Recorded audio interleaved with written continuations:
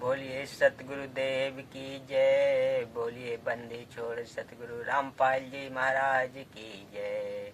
हाँ तो भक्तों, आज मैं आप लोगों के सामने पहलो बाई की नसीहत अभी मजा आएगा ना भिड़ो। तो सुनिए बड़े गौर से।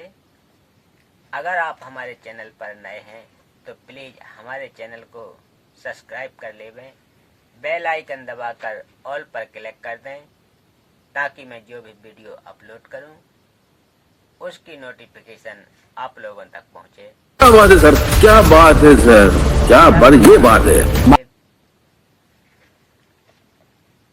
एक राजा ने पहलो बाई के ज्ञान विचार सुने, बहुत प्रभावित हुआ।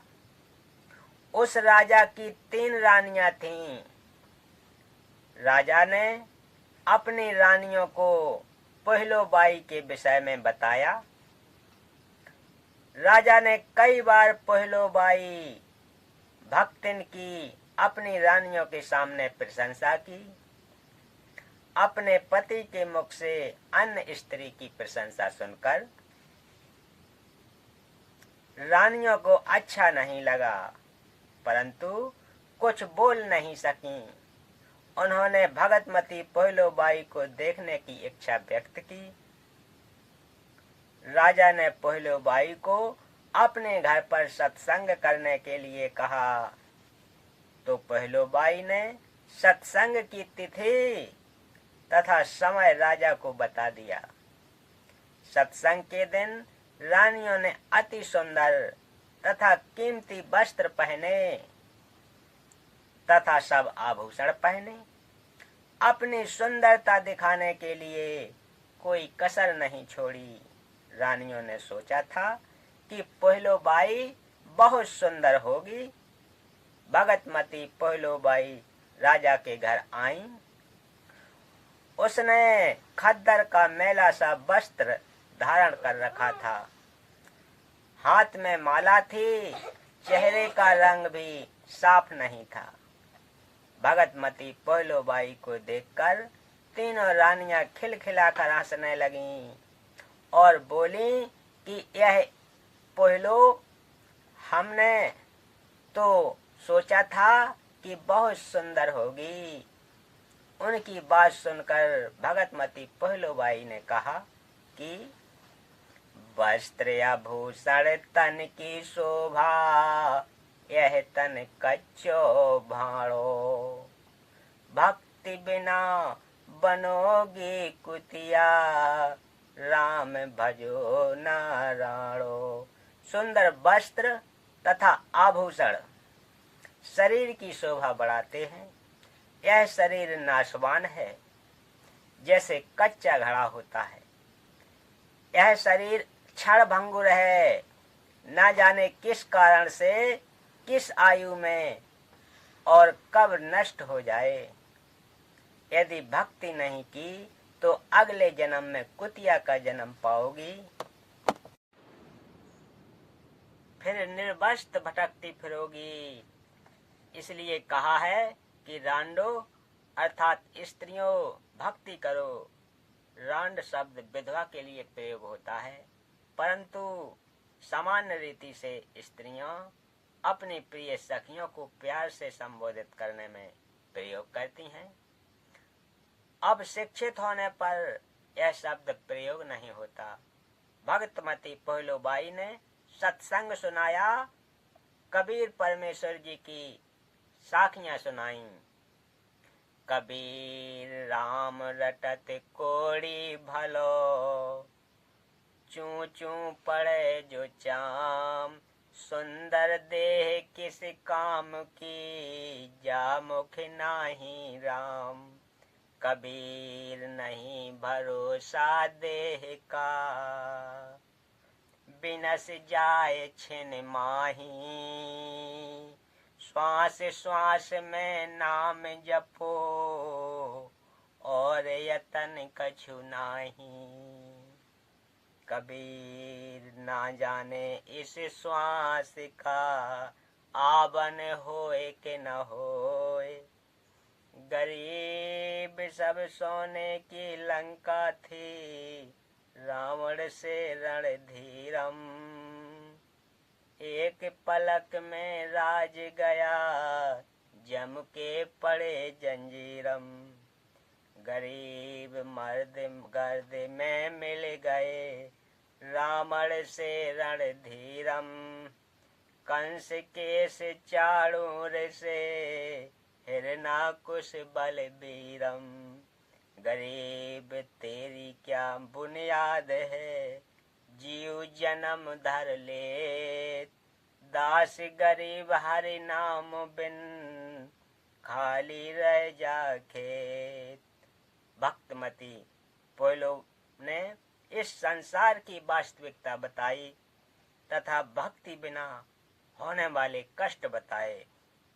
छोटे से राज्य के टुकड़े को प्राप्त करके आप इतना गर्व कर रहे हो, यह व्यर्थ है। लंका का राजा रावण ने सोने के मकान बना रखे थे।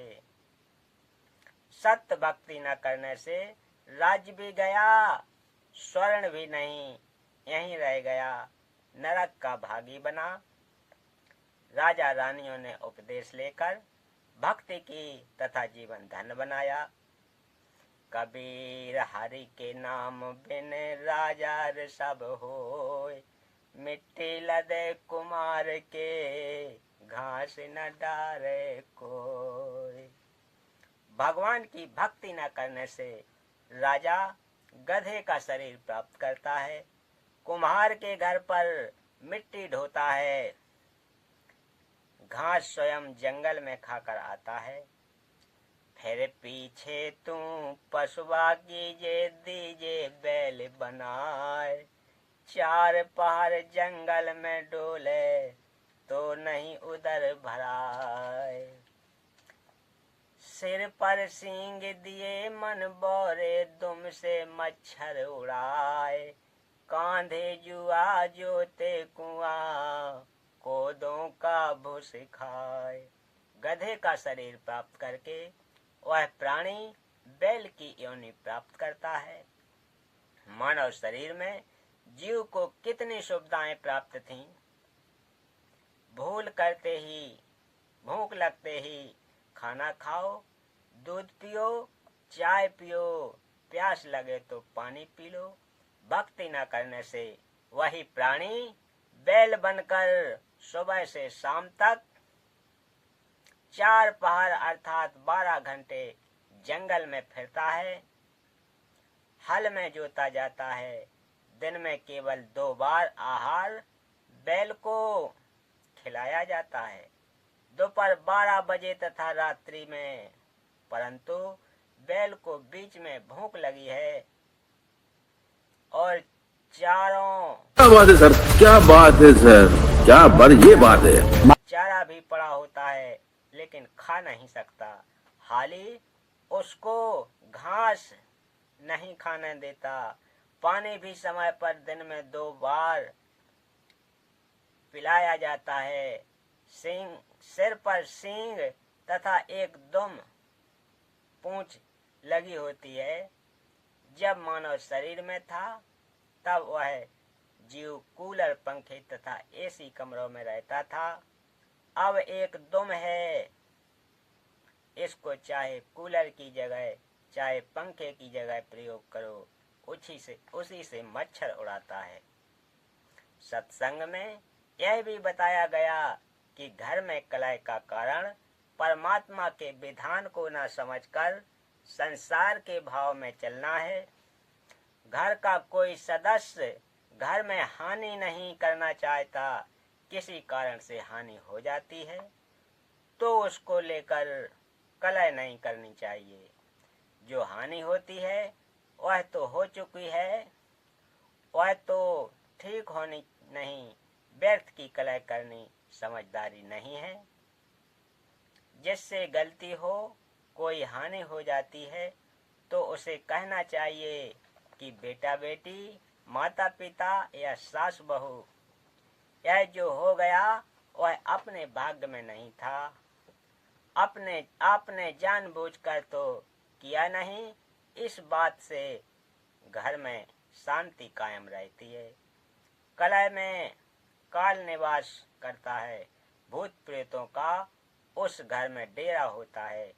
जो कलह नहीं करते वे सुख में बसते हैं।